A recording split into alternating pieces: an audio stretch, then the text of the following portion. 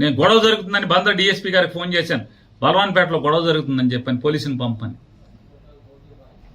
నాకు ఫోన్ రాగానే నేను ఫోన్ చేసి పంపించాను.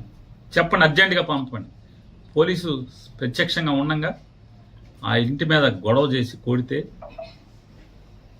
పోలీసు ఉన్నా కూడా ఏం పట్టించుకోకపోతే, వాళ్ళు తిరగబడితే, ఆత్మరక్షణ కోసం తిరగబడితే 307 వీళ్ళు కేసు లేదు.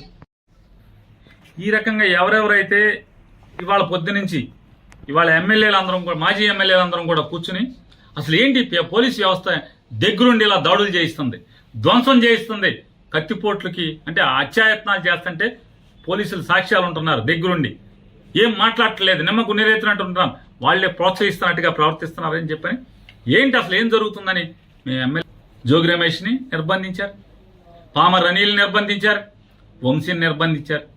వీళ్ళని కూడా నిర్బంధిస్తే దాటుకుని మీ ఇష్టం వచ్చింది చేసుకోండి అని చెప్పి నడుచుకుంటా ఊరి చివరికి వస్తే చివరికి అప్పుడు వేరే కార్లు వేసుకుని రావాల్సిన పరిస్థితి.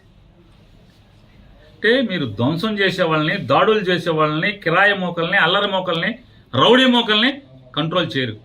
మీ ముందే మీ ప్రత్యక్షంగా మీరున్నంగా ఇళ్ల మీద పడి ధ్వంసం చేస్తుంటే, ఇళ్లలో ఆడమగాని కొడుతుంటే మాట్లాడరు, కేసులు కట్టరు. ఏం జరుగుతుందా మరి మనం ఏం చేద్దామని చెప్పని ఎస్పీని కలుద్దామా, ఏం చేద్దాం, గట్టిగా పోలీసుని మాట్లాడదామా, పోలీసుని అడుగుదాం, ఇక మీరు కాదు మేమేం చేయలేమండి, చంద్రబాబు మమ్మల్ని ఏమి చేయొద్దు అంటున్నాడు, మా చేతులు కట్టేశాడు, మేమేం చేయమంటే కనుక మా వాళ్ళన్నా మేమన్నా ఇక తిరగబడంటారా, ఏం చేస్తాం, కాపాడుకోండి మీ ప్రాణాలను చెప్పాల్సిన పరిస్థితి కదా మేము మాట్లాడుకుని. అదే ఎస్పీ గారిని అడుగుదాం అనుకుంటున్నాం. మేమందరం 7 కూడా మాజీ ఎమ్మెల్యేలు, ఇక్కడ పోటీ చేసిన 7 అభ్యర్థులు కానీ వైఎస్ఆర్ కాంగ్రెస్ పార్టీ కానీ ఎస్పీ గారిని కలుద్దాం అనుకుంటున్నాం. కలిసి పోలీసు ఇదే రకంగా మీరు కొనసాగిస్తే ఖచ్చితంగా మేము ప్రాణ రక్షణ కోసం, ఆస్తుల రక్షణ కోసం తిరుగుబాటు చేయాల్సిన పరిస్థితి. పోలీసు ఇలాగే కనుక కొనసాగిస్తే, పోలీసులు ఇలాగే దౌర్జన్యకాండని మీరు ప్రోత్సహిస్తే ఏం చేయాలి మరి? చూస్తూ ఊరుకోలేం కదా. ఇళ్ల మీద పడితే ఏం చేస్తారు? మాన ప్రాణాల కన్నా విలువైంది ఏముంటుంది? ఆస్తులు పోతే పోనీ 2 ఏళ్ళో 7 చాకరీ చేసి సంపాదించుకుంటారు. టీవీ భద్ర అయితే అప్పో సప్పో చేసో, లేకపోతే అడుక్కున్నాం, లేకపోతే కూలి పని చేసో సంపాదించుకుంటారు. కానీ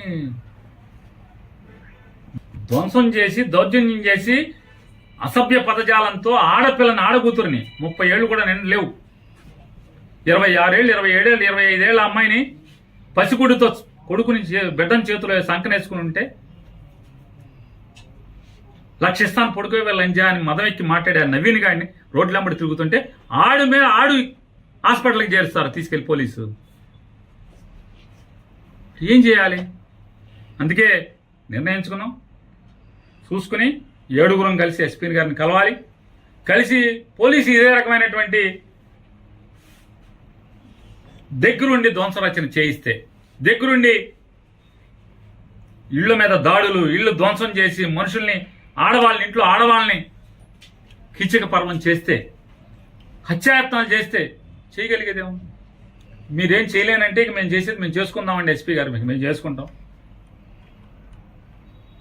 అని చెప్పి ఎస్పీ గారిని అడగాలని చెప్పని కూడా ఇవాళ మేము సమావేశమైనటువంటి వైఎస్ఆర్ కాంగ్రెస్ పార్టీ నాయకులందరం కూడా అనుకున్నాం.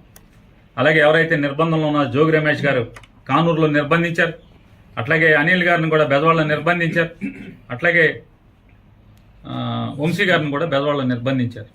ఖచ్చితంగా రేపో ఎల్లుండో అందరం కలిసి 7 కలిసి ఎస్పీ గారిని కలిసి, జిల్లా ఎస్పీ గారిని కలిసి ఖచ్చితంగా ప్రశ్నించదలుచుకున్నాం. ఈ రకంగా మీరు కనుక ఇంకా కొనసాగిస్తే, ఇక తిరుగుబాటు తప్పితే, మా ప్రాణాలని, మా ఆస్తుల్ని, మా భార్యలు లేదా చెల్లెళ్ళు, తల్లుల యొక్క మాన ప్రాణాలు కాపాడుకోవాలంటే చేయగలిగేది ఏముంది?